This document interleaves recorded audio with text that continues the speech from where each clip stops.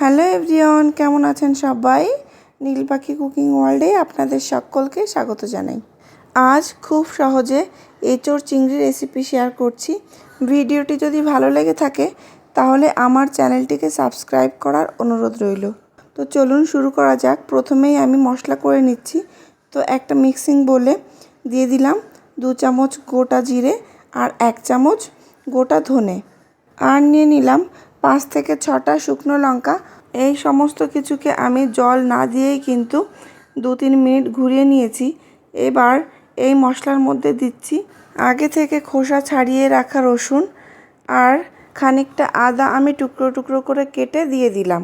এবার দিচ্ছি 3টে কাঁচা পাকা লঙ্কা। এবার অল্প পরিমাণে একটু জল দিয়ে বেশ ভালোভাবে পেস্ট তৈরি করে নিয়েছি। দেখুন, একটা মিহি পেস্ট আমি এখানে তৈরি করে নিলাম। আর এদিকে এঁচোড়টা আমি কেটে রেখেছি, খোসা ছাড়িয়ে চৌকো চৌকো করে কেটে নিয়েছি, আর আলুটাকেও একই রকমভাবে কেটে নিয়েছি। এবার একটা প্রেসার কুকারের মধ্যে আমি এঁচোড়গুলি দিয়ে দিচ্ছি।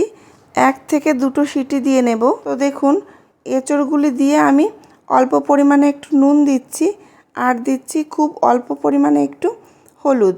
তো এবার জল দিচ্ছি পরিমাণ মতো। তারপর হাত দিয়ে বেশ ভালোভাবে সমস্ত কিছু মিশিয়ে দিলাম। ঢাকনাটা এবার আটকে দিচ্ছি আর বসিয়ে দেব গ্যাসে।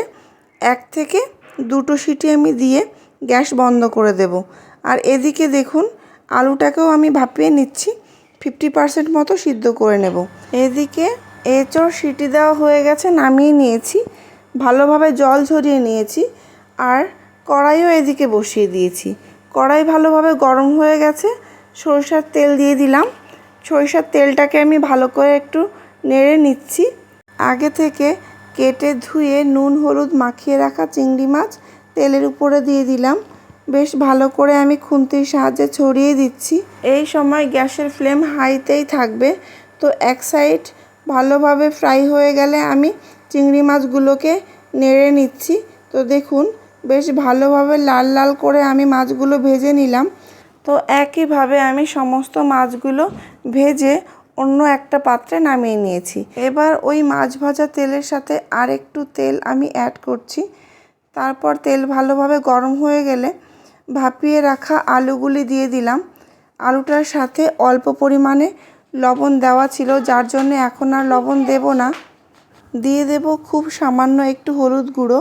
তো আবারও আমি সমস্ত কিছু বেশ ভালো করে মিশিয়ে নেব। তো এই সময় কিন্তু গ্যাসের ফ্লেম হাইতেই থাকবে। তো হাইতে রেখে হালকা হাতে বেশ ভালোভাবে লাল লাল করে ভেজে নিলাম আলুগুলি। এবার আলু তুলে নেওয়ার পর সেই একই তেলের মধ্যে আমি দিয়ে দিচ্ছি ভাপিয়ে রাখা এঁচোড়। তো এঁচোড়েও যেহেতু নুন হলুদ দেওয়া রয়েছে, আমি কিছুই দিলাম না, শুধুমাত্র তেল গরম করে তেলের উপরে এঁচোড়টা ছেড়ে দিয়ে হাই ফ্লেমে বেশ ভালোভাবে নেড়ে চেড়ে এঁচোড়টাকে ভেজে তুলে নিলাম। তো দেখুন, এঁচোড় আর আলু দুটোকেই আমার কিন্তু ভালোভাবে সিদ্ধ আর ভাজা হয়ে গেছে। এখন আমি কড়াইটাকে ভালোভাবে পরিষ্কার করে, কড়াই গরম হয়ে গেলে সরিষার তেল দিয়ে দিলাম। তেল ভালোভাবে গরম হয়ে গেছে, ফোড়নে দিচ্ছি 2টো শুকনো লঙ্কা আর তেজপাতা 2টো আর গোটা গরম মশলা, আর দিচ্ছি 1/2 টিস্পুন গোটা জিরে। এবার দিচ্ছি কুচিয়ে রাখা পেঁয়াজ। পেঁয়াজ দেওয়ার পর সমস্ত উপকরণগুলি আমি একটু ভালোভাবে নেড়ে নিচ্ছি। পেঁয়াজটা যখন হালকা ব্রাউন হচ্ছে তখন আমি দিয়ে দিচ্ছি টমেটো কুচি। তো টমেটো কুচি দিয়ে আবারও একটু লবণ দিয়ে দেব, খুব অল্প পরিমাণে, টমেটোটা যাতে ভালোভাবে সিদ্ধ হয়।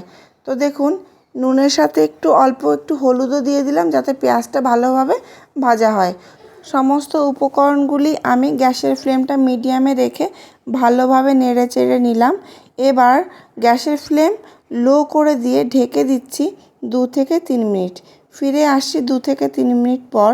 দেখুন, বেশ টমেটোগুলো কিন্তু ভালোভাবে সিদ্ধ হয়ে গেছে। আমি খুন্তির সাহায্যে টমেটোগুলিকে ম্যাশ করে দিচ্ছি আর ভালোভাবে নেড়ে চেড়ে কিন্তু মশলাটাকে কষিয়ে নিচ্ছি। তো দেখুন, মশলাটা কিন্তু বেশ ডিপ ব্রাউন হয়ে গেছে। এখন আমি যে মশলার পেস্ট আগে তৈরি করে রেখেছিলাম সেখান থেকে আমি 3 চামচ মতো মশলা দিয়ে দিলাম আর দিচ্ছি রেড চিলি পাউডার 1 চামচ মতো, আর নুন ঝালের ব্যালেন্সটা ঠিকঠাক রাখার জন্যে দিয়ে দিচ্ছি 1 চামচ চিনি। একটু চিনিটা বেশি দেব, এঁচোড় চিংড়ি একটু মিষ্টি মিষ্টি হলে কিন্তু খেতে ভালো লাগে।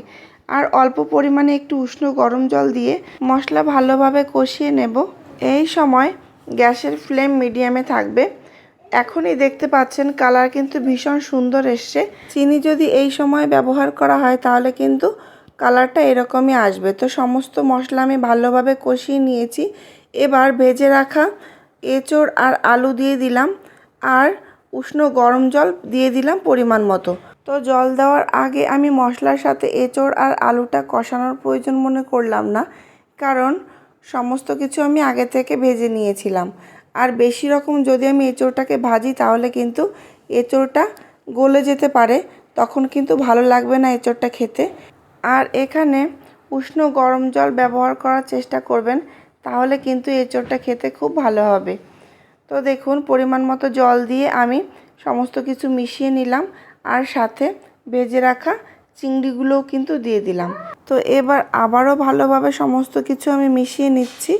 এবার ঢেকে দিচ্ছি। ঢেকে 5 থেকে 7 মিনিট হাই ফ্লেমে আমি জাল করে নেব। তো দেখুন ফিরে এলাম 5 থেকে 7 মিনিট পর। ঝোলটা কিন্তু অনেকটাই কমে গেছে, আর সমস্ত সবজি ভালোভাবে সিদ্ধ হয়ে গেছে। তো রান্না কিন্তু প্রায় কমপ্লিট। তো এই সময় আপনারা চাইলে লবণটা একটু দেখে নিতে পারেন। তো সবশেষে উপর থেকে ধনেপাতা কুচি ছড়িয়ে দিলাম, আর অল্প করে একটু গরম মশলার গুঁড়ি আর সামান্য ঘি দিয়ে আমি রেসিপিটি কমপ্লিট করছি। তো এই সময় এঁচোড় কিন্তু অ্যাভেলেবেল, আর চিংড়ি মাছ তো বাজারে রয়েছেই।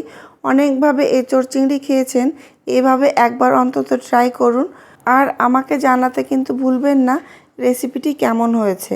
তো সমস্ত কিছু মিশিয়ে আমি ঢেকে দিচ্ছি। ঢেকে রেখে দেব 2 থেকে 3 মিনিট। তো ফিরে এলাম, দেখুন 2 থেকে 3 মিনিট পর কালার কিন্তু পুরোপুরি চেঞ্জ হয়ে গেছে। খেতে কিন্তু দুর্দান্ত হয়। গরম ভাত কিংবা রুটি, সকাল কিংবা সন্ধ্যা কিংবা রাত কিংবা দুপুর, সবসময় কিন্তু এই রেসিপি আমরা ট্রাই করতে পারি। তো অবশ্যই একবার বাড়িতে ট্রাই করুন এই রেসিপিটা ফলো করে, আর আমাকে জানাবেন রেসিপিটি কেমন হয়েছে। তবে যদি ভালো লেগে থাকে অবশ্যই একটা লাইক করবেন, কমেন্ট করবেন আর শেয়ার করবেন। আর অবশ্যই আমার চ্যানেলটিকে সাবস্ক্রাইব করে আমার পাশে থাকবেন। আজকের মতো আসছি, ফিরে আসবো আবারও নতুন কোনো রেসিপি নিয়ে।